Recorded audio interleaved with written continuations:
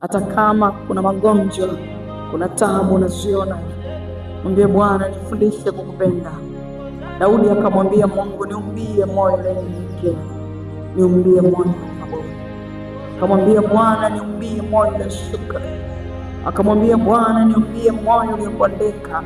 Akamwambia Bwana, niumbie moyo wa kumwabudu, kwa sababu alijua ukija moyo wa kumwabudu, ukija moyo uliopondeka, ukikaa ndani yake, atakapoelekeza na Bwana atasikia.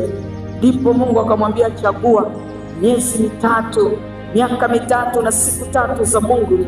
Daudi alienda kwa Mungu akasema, ni heri niende kwa Bwana, maana kwa Bwana kuna uzima, maana kwa Bwana kuna ushindi, maana kwa Bwana kuna kimbilio, maana kwa Bwana kuna taa ya uweza. Akajua mkono wa Mungu hakuna uliyeweza kukaa juu yake, akamwacha. Akajua mkono wa Bwana ni hodari, hata kama kunazo ziki, bado alilitumainia jina la Kristo.